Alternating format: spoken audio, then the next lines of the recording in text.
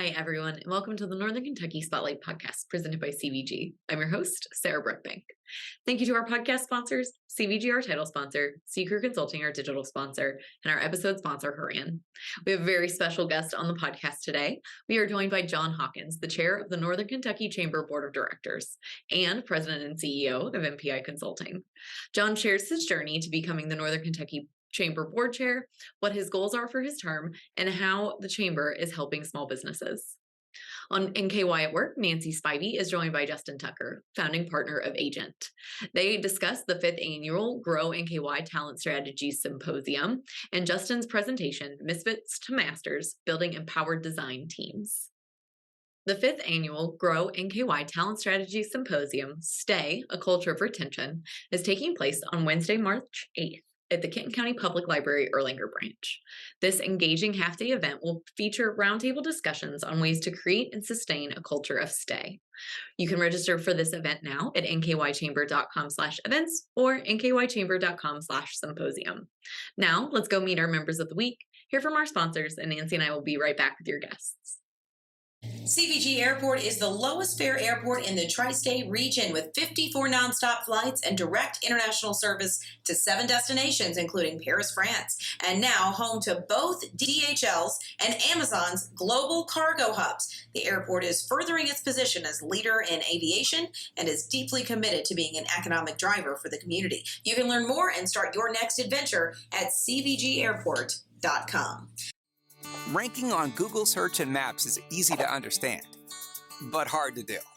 It requires constant effort and attention, uploading new photos, responding to Google reviews, writing weekly posts, and checking suggested updates. Google listing optimization takes experience and time, and there are no shortcuts. C-Crew gives your Google My Business account the steady, consistent attention it needs to be effective, optimizing, updating, and expanding critical content every single week. From local retail stores to large regional networks, C-Crew generates content, establishes benchmarks, and creates dramatic, measurable increases in engagement. So what can C-Crew do for your business? More calls, more clicks, more clients. Congratulations to our members of the week. You can learn more about these businesses by following the Northern Kentucky Chamber on social media, where we will highlight one of these businesses each day. Now, let's meet our members of the week. Servicing Northern Kentucky and Southern Ohio, Impact Shirt Factory specializes in screen-printed and embroidered apparel. Bigby Coffee is a locally owned and operated coffee cafe founded in 1995 with 23 locations in Greater Cincinnati. Cincinnati Magazine is the definitive guide to living well in Greater Cincinnati and Northern Kentucky.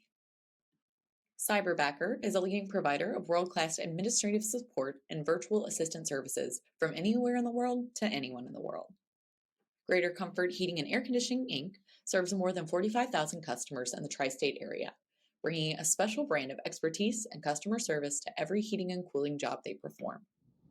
Hi, everyone. Welcome to the podcast. Today, we have John Hawkins, who is the president and CEO of NKY Consulting, as well as our Northern Kentucky Chamber Board Chair. John, thank you for joining the podcast. No, my pleasure being here with you. Looking forward to our discussion. I love the podcast format that we have and the way that we stream it out on social media. It's a great way for our members to be able to keep up with some of the things that are going on here at the Chamber. Yeah, it is a great resource for us. And I'm excited to get to talk with you because we haven't had you on. So for our Chamber members who maybe know of you or have met you, tell us a little bit about how you came to be in Northern Kentucky and how you came to be involved in the Chamber. You know, I've been in this community for a long time. I think it's been the better part of 28 years, almost 30 years. I've been in Northern Kentucky. So even when I was an executive at Procter & Gamble and, you know, traveling around different parts of the world at Procter, and then after I left Procter, continuing that work, I kept a residence here in Northern Kentucky. Raised my 2 youngest sons here. They went to school, you know, from St. Henry's, IHM. One went to Dixie for a year, then on to Cooper. So they've graduated from high school here and have both gone off to college. The older one finished at UK and the other one's a junior at the University of Kentucky as we speak. So yeah, so I feel like I've planted my flag, if you will, here in the state of Kentucky over the last almost 30 years. And as a part of that, being a part of the community and focusing on making a contribution to the community has been really important to me. So as it relates to the Chamber, I think I've been involved with Northern Kentucky Chamber for over 15 years, maybe longer. I've been serving on the board of directors and the executive committee for the better part of the last decade. So although I may be new to some folks, I'm not new to a lot of the folks that are in the Chamber and are familiar with the work I've been doing here in the last 15 years or so. Yes, and we are so lucky to have you and so happy to have you leading our board right now. You are a small business owner right now with NKY Consulting. One of the things I wanted to touch on is how you guys are helping these local small businesses here at the Chamber and what the Chamber is actively doing to kind of uplift these small businesses. No, Sarah, that's a great question. One of the things I've talked a lot about as I've come in as the board chair is, although we certainly respect and have a lot of affinity for our larger Chamber members who represent a huge part of our support base at the Chamber, I think it's important from a growth and health of community standpoint to really ensure that we're investing in our entrepreneurs as well, in small businesses. As a small business owner, I run the company Management Performance International, or MPI, as people often refer to us. I've run that business for the last 13 years since I left big corporate, and understand really both sides of the coin, being an executive in large companies as well as being a leader of a smaller organization, and understanding that organizations like the Chamber, if done well, can play a pivotal role as they impact the legislative agenda, whether or not it's impacting taxes, things like right to work, and those other kinds of things, certificate of need. I can go on and on and on. But the point here is that the Chamber can play an important role legislatively in helping to lay out the framework for success for small businesses. There's also an important advocacy role that the Chamber can play in helping those small businesses to get their ideas, onto a bigger stage down in Frankfurt. But then importantly, there are lots of things that the Chamber does from a programmatic standpoint. Right. That's also really important for small businesses as a way to convene small business owners to network amongst themselves, as well as to create opportunities for small business leaders to network with larger companies that are potential clients for them as well. Yeah, and one of the things that's really on the forefront, I think, of a lot of business leaders' minds right now is this talent acquisition. Mm-hmm. Right now, businesses, whether they're small, whether they're large, are really competing for a lot of talent, not just locally, but internationally. Mm-hmm. What is the Chamber doing right now to really help businesses find talent for these open positions that they have? Well, first and foremost, it's making sure that people understand that there is a battle for talent.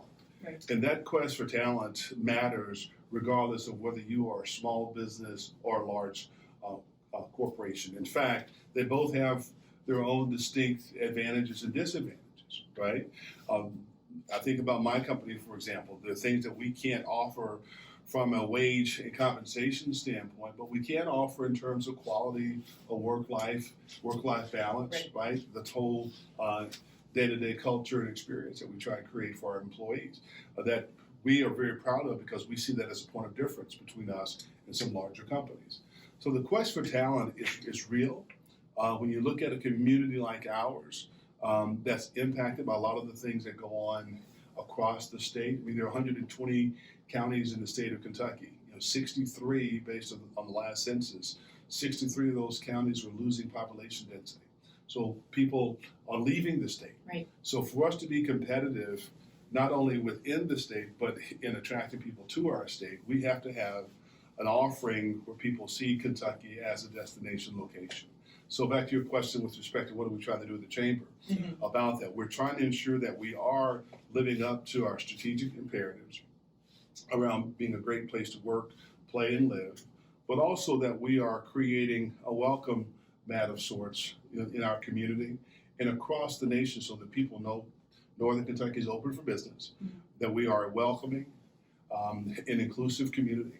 And I think that in my role as the board chair, trying to continue to champion and reinforce that, not only in words, but in the deeds, in terms of the programs that we are supporting, the efforts of our staff, the complexion of the Chamber itself in terms of not just the membership, in terms of participating companies, but the participation of the staff and the way that the staff is continuing to evolve. Those are things that I'm really proud of that we're doing in the Chamber. Yeah, that is really great. I know you touched on some of your top priorities, those strategic imperatives. What are the goals that you have for the rest of 2023, and what is the Chamber doing to kind of achieve some of those goals? Yeah, well, my goals are very much, again, tied to our strategic imperatives around creating a great place to live, work, and play.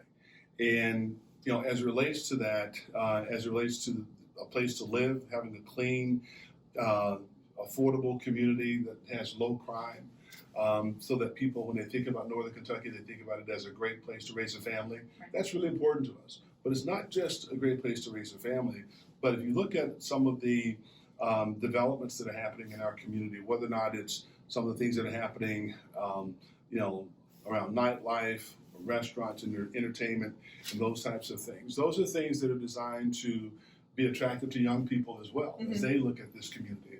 I hear quite often young people say, geez, I was out over the weekend and I was hanging out in Northern Kentucky, and they're from Cincinnati. And it's because Northern Kentucky really is distinguishing itself as a wonderful partner, but also alternative to some of the things that people might see just across the river in a bigger location like Cincinnati.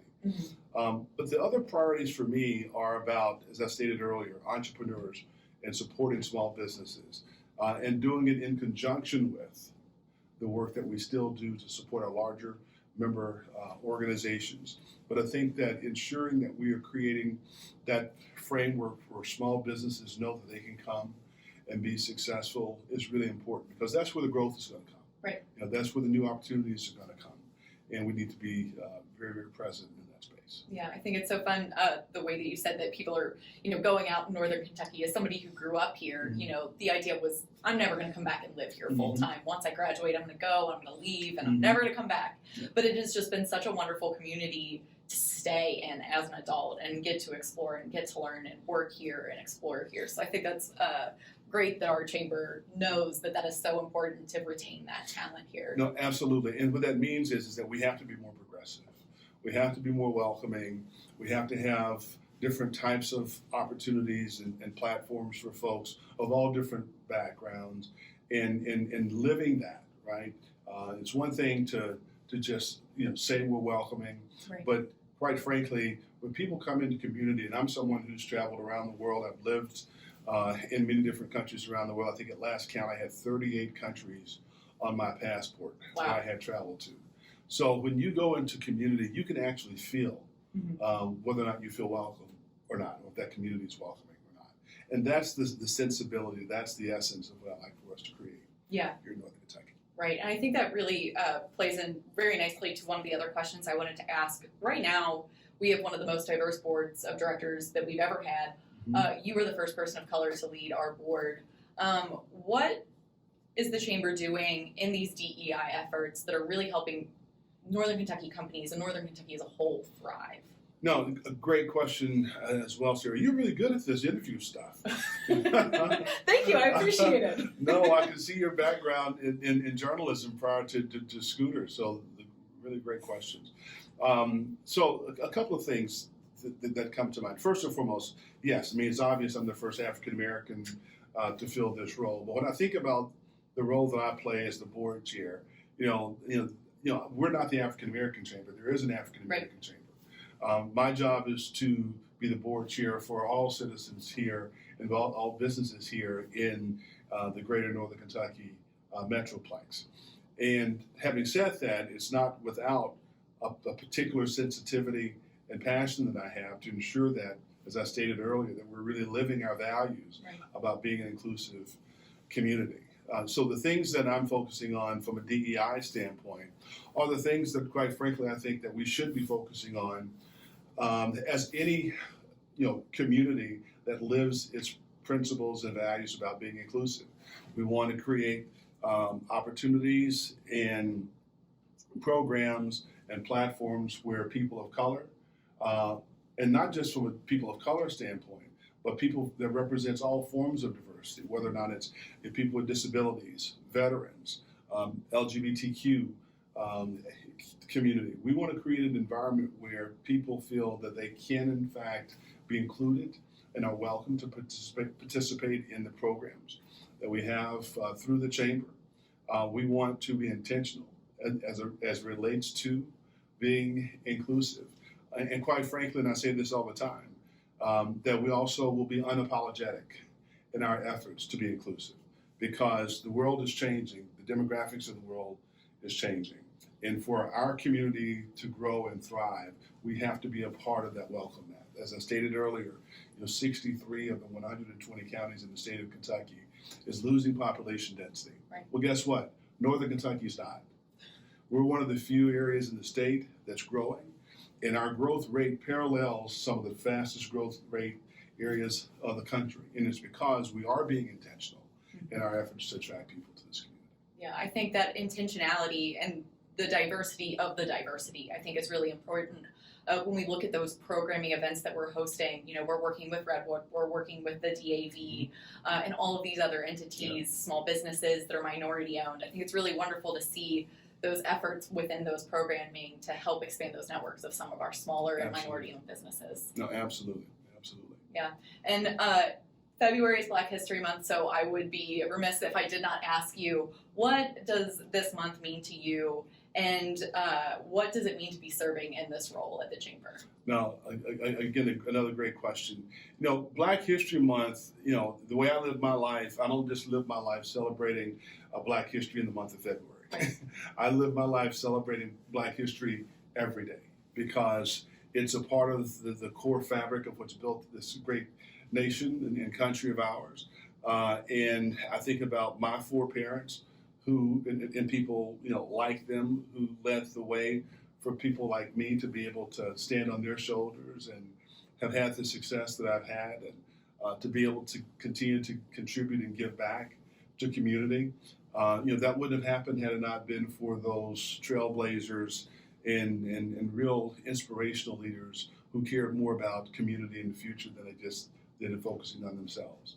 So if anything, if I can continue in that spirit and leave that type of legacy, that people can look back on my time and the things that I influenced and impacted and say, this guy really did care about his community, and he wanted to make it better, and he wanted to leave it better than it was when he got there, then I think that's a wonderful tribute to the spirit of Black history and Black History Month, but also the spirit of how we want to comport ourselves every day. Yeah, I think that is absolutely beautiful. I think it is so powerful that we have great members like you in our community that are doing things every day, obviously, to really improve this community. Okay. And John, thank you so much for being on the podcast. Before I let you go, is there anything else that you want to share about your company, about your role here at the Chamber, or anything else about Northern Kentucky? No, first of all, I can talk about NPI all day. We'll have to have you on just to talk about NPI one day. But I won't bore you all with that. But needless to say, we're very proud of the work that we do. I made a pivot in my career some years ago from being a general manager and senior executive in big companies, whether it was Procter & Gamble or Kellogg's or Novartis, and then spent time in international consulting after that. And I made the pivot away from the traditional general manager, type role, leading these big organizations, but really focusing on the human capital side of right. organizations, really doubling down on my passion and my interest in helping to make organizations' cultures better. And I acquired NPI, 13 or so years ago. And when I bought NPI, one of the reasons I bought the company was because I believed in its mission and how it had positioned itself. NPI is approaching 50 years old. But it was a company, it was a human resources company at its core that really specialized in employee and labor relations. And for me, I thought that was a great place, again, to double down my efforts and trying to have an impact on culture and community. So we're really proud of that work. But as I think about, where we go from here, I think that, the words and pictures have to line up. Right. We can't just talk about community and inclusion and intentionality and not live up to that. So for me, I try to become the embodiment of that every day, whether or not it's through the work that I'm doing at the Chamber or the work that I'm doing with our clients at NPI. We're really grateful for the opportunity that we've had to impact this community, and we look forward to the years ahead. Well, awesome. Well, John, thank you once again for being on the podcast. I really appreciate your time No, today. my pleasure. Thank you so much. And then, Hi, I'm Nancy Spivey, Vice President of Talent Strategies for the Northern Kentucky Chamber of Commerce. And on today's NKY at Work segment, I'm with Justin Tucker, and we're talking about an upcoming event on March 8th, which is the 5th Annual Talent Strategy Symposium. And I understand you're going to be a roundtable facilitator, and I want to know a little bit about Justin Tucker and about your company. Let's start there. Sure. First of all, thank you for having me. I am really, really looking forward to it. I am Justin Tucker. I'm a founding partner at AGNT. I've been in the creative world my entire life, one form or another: design, development, photography, videography, audio recording, all of that I've had a hand in. When we built AGNT, we pulled in designers, developers, marketers, content creators to build a team that could flex up and down as people's needs are changing. So it's not like you get one person and you can do this. Our team is around to help product designers and product marketers move quickly, iterate quickly, and to help larger corporations understand how they can move quicker because they're traditionally slow-moving ships, and they don't understand that sometimes you have to get ideas out really quickly, or else you're going to be 9 months behind by the time you get them out of there. I love the phrase slow-moving ships. Yeah. Because you're right. I think traditional business kind of is very thoughtful and developing and responding, maybe a little slower than creative. And so working together might be a little challenging, but also presents a lot of opportunities, right? It really does. And the problem, in my opinion, is the traditional business sense, where things have to be run up the flagpole through 12 people, and you need everybody to sign off on it before you get it done. Put an incubator inside a larger corporation, let them develop ideas, and the best ones go up to the top. So I know that you applied to become a roundtable facilitator for this event, and basically, just for the audience's knowledge, the Talent Strategy Symposium, it's a little different. It's not just a bunch of speakers that get up on a podium and do a presentation. It's very engaging and interactive. And so tell me a little bit about why you decided to become a roundtable facilitator, why you applied, what your topic is. Sure. I think that the way hiring is going in the new workforce, they need to be treated differently than they were 10 years ago, 5 years ago even. And this roundtable was interesting to me because it's not me watching somebody on a stage talk for 30 minutes and have no interaction with them. When I've done events before, I usually sit on the floor on a chair with everybody else and talk to them and let everybody know you can interrupt me, you can raise a hand, you can cut me off. Like, let's have a real conversation, because real conversations lead to better solutions. It's not somebody preaching, this is what you do. It's everybody actually having a say in what goes on. And I've been corrected before in talks, and I love it. There's nothing wrong with that. I mean, one of the first things I've said when I've hired people is, I don't know everything. You're going to teach me things. I'm going to teach you things, and then we're all going to grow together. And I think that fit perfectly into what this roundtable is all about. My topic is called Misfits to Masters, Building Empowered Design Teams.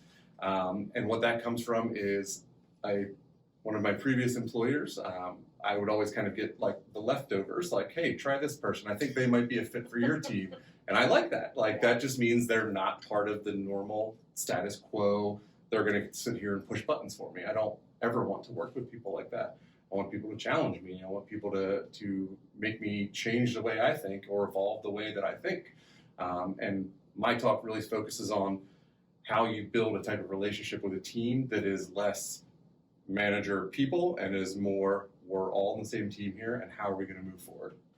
And so in that discussion or in that realm, I assume that applies to your work at AGNT and how your makeup is set up. Can you describe a little bit about your own work culture there? For sure.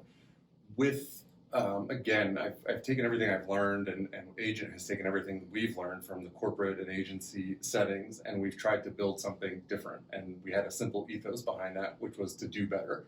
And with that, it comes, I've been in situations where I was partners in a company, but I had very little say in what went on.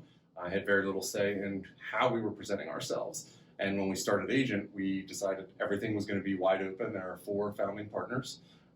Everything is open. We have access to all the books. We have access to our clients. We can say yes or no to clients. We can decide what we want to do as a team. And then that bleeds down into our actual teammates as well. And we have full-time teammates. We have people we call permalancers that are just freelancers that never really want to have a full-time job. And that's fine with me. I mean, I don't, however they're going to work the best. If it's salary, cool. We can try to work out a salary and see what you want to do. But if you really just want to be here 20 hours a week, be here 20 hours a week. I don't care. Very interesting. So for me, understanding the theme of our event this year is stay a culture of retention. Help me understand, like, do you feel like the setup that you have at Agent and the setup that we're going to talk about with Misfits to Masters, is that the right culture, or does it depend on your environment? It all starts with the people. It really, really does. I have not really ever gone after the highest performing, the person that has the best portfolio. I don't even most of the time want to see a portfolio. I want good people with a solid base of knowledge in whatever I'm hiring for at that point, whether it be design, development, marketing, content, whatever it is, because you can train them up on everything else. And once you get good people in there, you'll find that the entire process of moving from concept to completion becomes much easier. As I train people and bring them on, I also let them know that the next person that's going to come on and the person before them has been trained the same way. Everybody is open. We're all sharing our knowledge together. You're not in danger of losing something. We're all going to get better together. It's not a culture of replace. It's a culture of stay here and let's all do amazing things. So it sounds like a really good team-centric environment, right? It really is. It's and everyone says work is a family. It's not. It should not be. Our work is a collective, and what that means is everybody comes in, brings new ideas to the table, and we talk through them. And you may have a great idea, I may have a great idea, and you may have a great idea. And whoever has the idea that works for that situation wins. There's no egos. There's no I'm the boss. This is how it's done. We are a collective of people that are incredibly talented in what we do. We're going to make the best decision together. Great. So any other insights you want to share before we sign off today? I don't think so. Maybe start with good people. That's it. Start with good people. Yeah. That works. Thank you very much for coming in. Thank you. Hi, I'm Shannon Schumacher, Account Executive, Kentucky Market Leader. At Haran, we champion bold innovation to help employers and individuals thrive. As an industry thought leader, we explore new horizons in healthcare, benefits, employee engagement, and wellness. We work harder to deliver all the strategic benefits, planning, and execution you expect from a true partner. And we do it with laser focus on your short and long-term outcomes to help manage your benefits while improving your employee experience.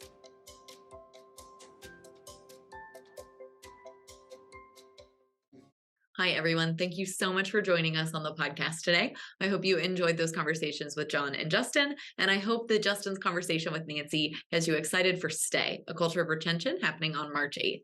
Don't forget you can register for that event now on nkychamber.com/events or nkychamber.com/symposium. Thank you once again to our podcast sponsors, CVG, C-Crew Consulting, and Haran. Finally, if you're a member who would like to be featured on the podcast, or if you're interested in becoming a member of the Northern Kentucky Chamber of Commerce, please reach out to Lynn Ablin. Or if you're interested in sharing your workforce strategies and resources on NKY at Work, please reach out to Nancy Spivey. You can find both of their contact information on the screen in front of you or at our website on our staff directory. Thank you all again for joining us. I'll talk to you next week.